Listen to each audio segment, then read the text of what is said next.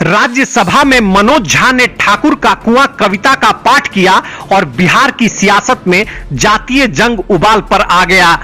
इसको लेकर बिहार में छिड़े घमासान के बीच सीमांचल के दो बाहुबली नेता आमने सामने आ गए हैं। ये दो नेता पप्पू यादव और आनंद मोहन हैं। इस विवाद में आनंद मोहन के मुखर होने पर पप्पू यादव ने आपत्ति जताई है और आनंद मोहन का नाम लिए बिना पप्पू यादव ने कहा कि उन्होंने उड़ता तीर ले लिया है।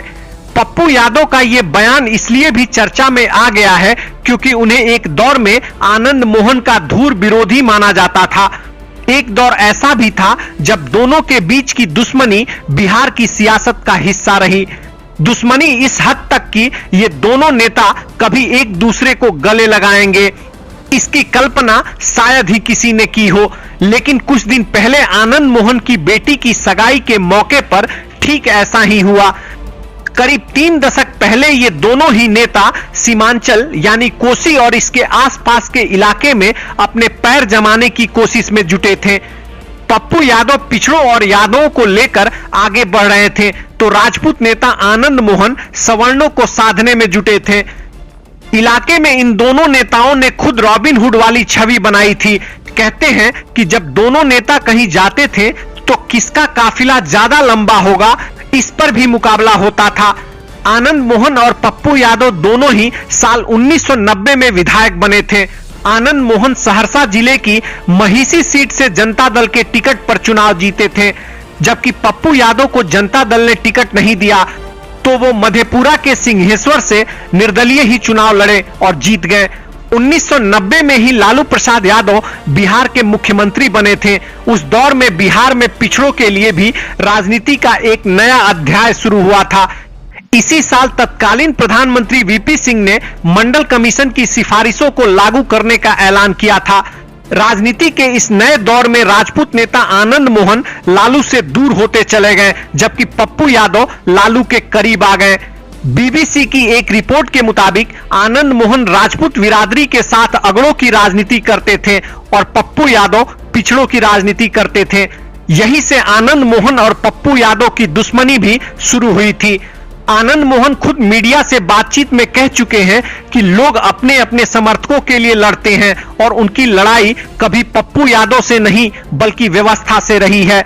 अगर कोई उस व्यवस्था का प्रतीक बनकर सामने आएगा तो उससे लड़ाई होगी। वहीं पप्पू यादव ने भी पुरानी दुश्मनी के मुद्दे पर कहा है कि उनकी आनंद मोहन से कभी लड़ाई नहीं रही।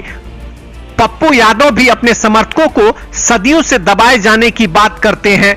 साल 1991 में बिहार की मधेपुरा सीट पर उपचुनाव के दौरान इन दोनों नेताओं की दुश्मनी खुलकर सामने आई थी। इस सीट पर उस समय जनता दल के बड़े नेता शरद यादव चुनाव लड़ रहे थे, लेकिन आनंद मोहन उनके खिलाफ थे।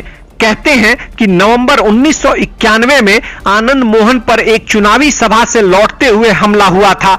कहा जाता है कि इस दौरान दोनों तरफ से जमकर गोलियां चली थी।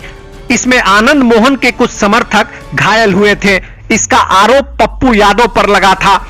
दोनों बाहुबलियों के राजनीतिक करियर की बात करें तो 1994 में आनंद मोहन बिहार पीपुल्स पार्टी के प्रमुख हुआ करते थे।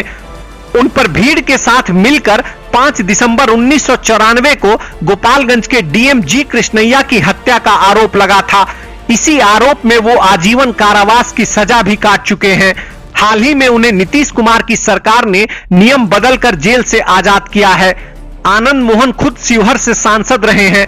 उनकी पत्नी लवली आनंद भी सांसद रही हैं, जबकि उनके बेटे चेतन आनंद फिलहाल शिवहर से आरजेडी के विधायक हैं।